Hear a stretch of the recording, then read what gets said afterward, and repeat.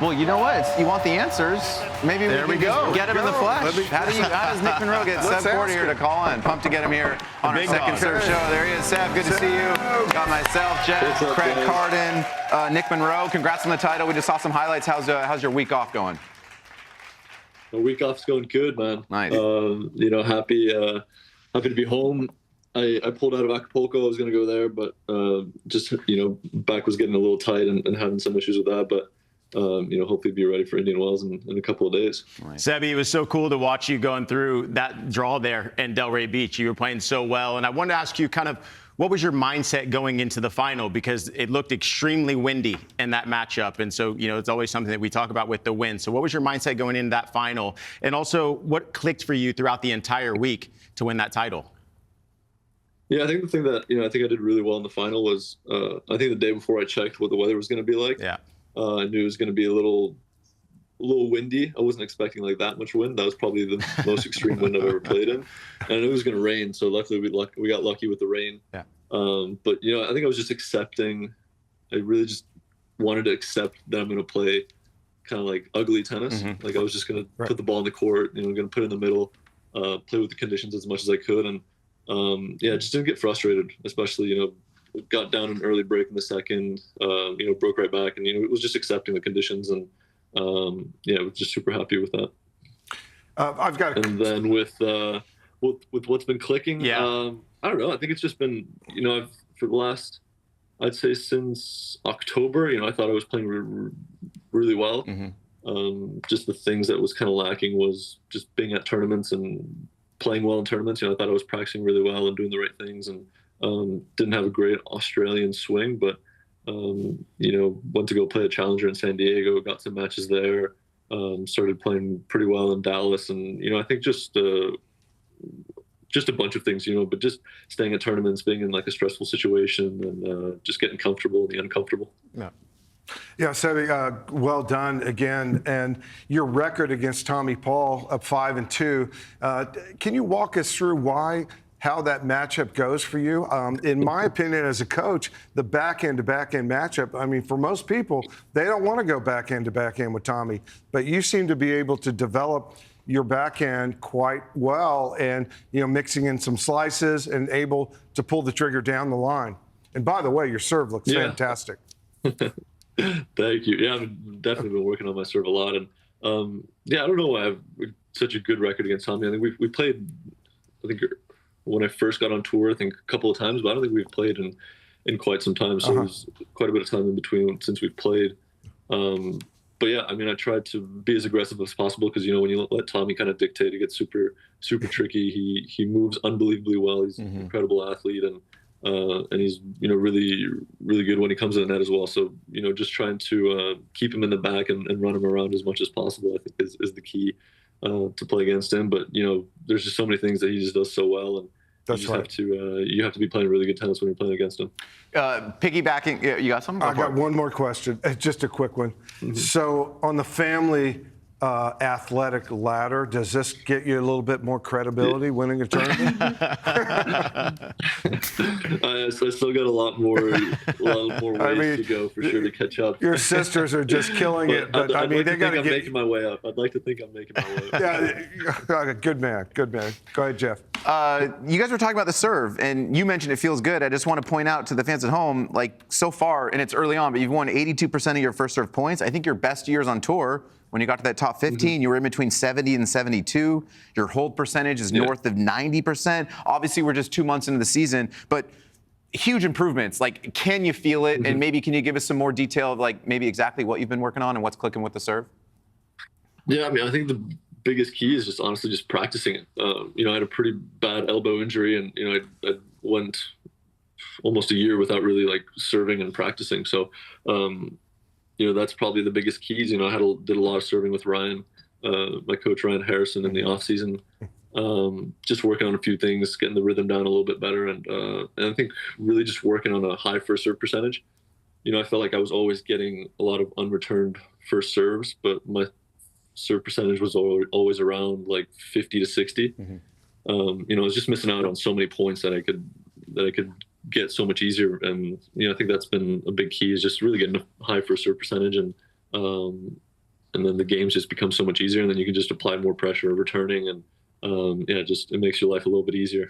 Well, Sebastian, you're talking about working with Ryan Harrison. I remember I saw you guys in Lake Nona. You guys came for a couple of days to get some practice sets in with Ben Shelton. So maybe you can talk to us a little bit about your preseason working with Ryan Harrison, but then also what are you all working on specifically in your game to continue this uprise? Yeah, I mean, it's been a lot of fun with Ryan. We did all of November and December together. And it's just a lot of just working on kind of dictating with the forehand a little bit more, getting in the net a little bit more. I think in the past I've gotten definitely in the past my worst shot was my forehand. I'd get bullied around on that, and now I'm just trying to go after it a little bit more. And I feel like when I go after it a little bit more and I'm more committed and swinging at it, then I also have a better still miss a lot less. So just kind of using it as a little bit more of a weapon and bully people instead of getting bullied around on my forehand for sure is, the thing that we've been working on the most.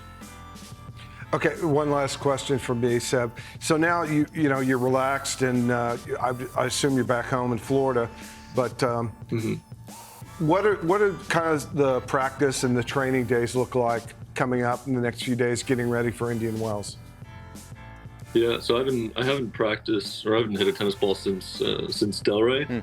I'm gonna go have my first tennis session tomorrow and see how it goes. Just treating my back right now, doing some gym work, just rehabbing things, and if all goes well, hopefully head out on Friday to Indian Wells and practice there as much as possible. Get ready to play.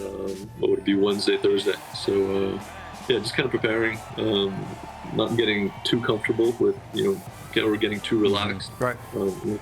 Just wanting to be in that, still in the competitive spirit, and just wanting to make sure or get in my head that it's not going to be easy now, and that I need to work harder and keep pushing to keep doing the right things.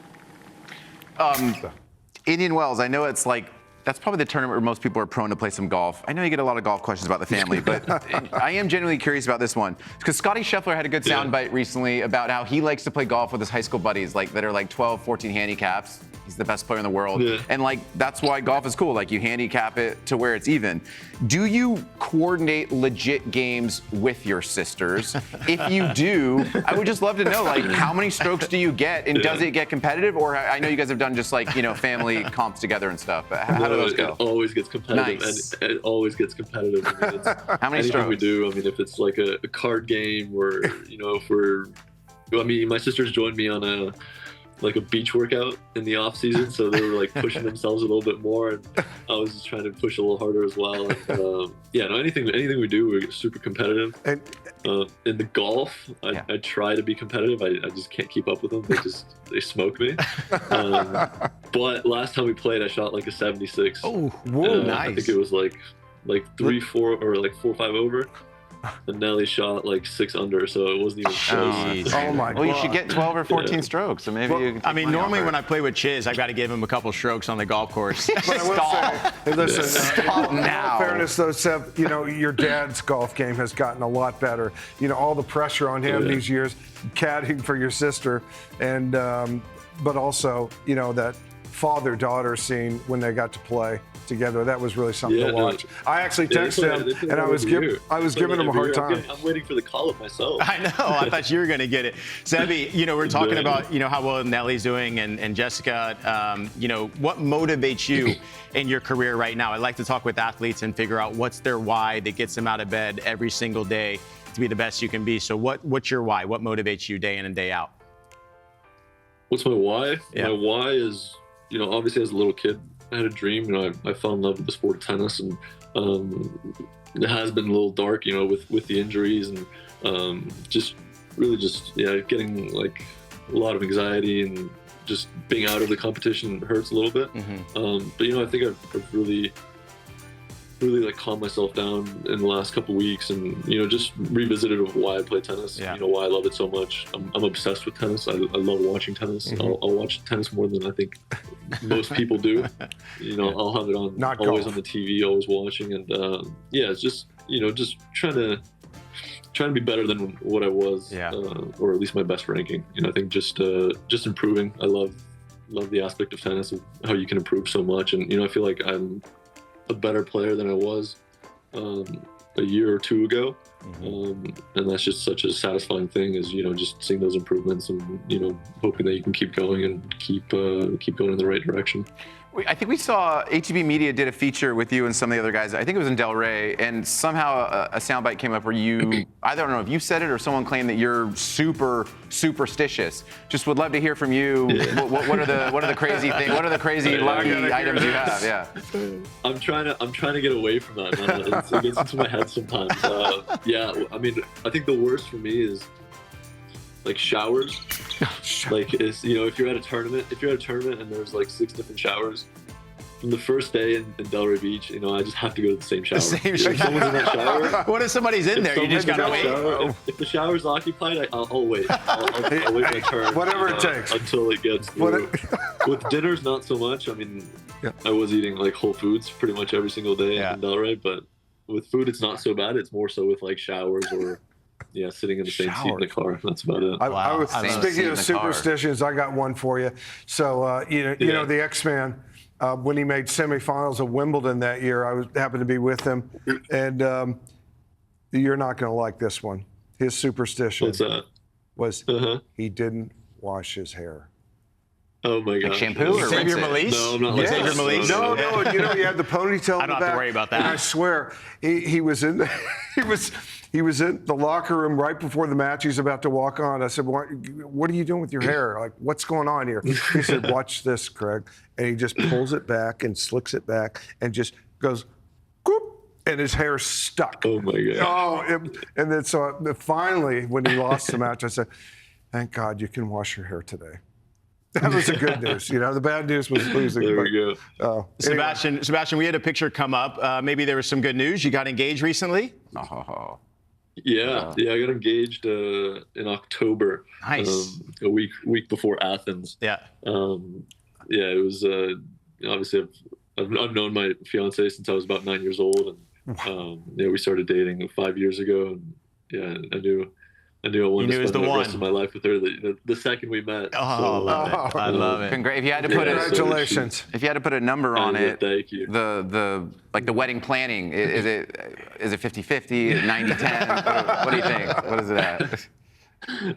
You know, that's not my strong suit for sure. It's planning weddings and when's it gonna be and styles like that. So you guys set a date? Yeah, we're gonna 2027. Okay. Very good. Thanks, man. All right. Yeah. Congrats on the tennis. Congrats on that. And then are you bringing the clubs to Indian Wells? Have to. Am I going to bring the clubs? Yeah. Oh, maybe not. I don't know. That's such a tough one, man. Or is that a superstition? One, you know? Yeah. I know a lot of guys that are bringing their clubs. Yeah. I mean, I'm pretty sure, you know, Casper, he travels with his clubs quite a bit. For sure, Carlos does as well. And there's a lot of guys that travel with it. And I'd like to at least get out there a couple times, but we'll see. Yeah, make a deep run, get on the course. And if you lose with the rentals, that's always a good excuse. But yeah, I know. You always blame it on the rentals. Totally. Yeah, you know, they're just too whippy. Yo, man, really appreciate you taking the time. Congrats on the title once again. It's just great to see you back healthy. So just pumped to get you on the show and keep it rolling. Keep going, Seb. Thank you, guys. Thanks, Sam. You're the man. See you soon. Thank you, guys. See you guys.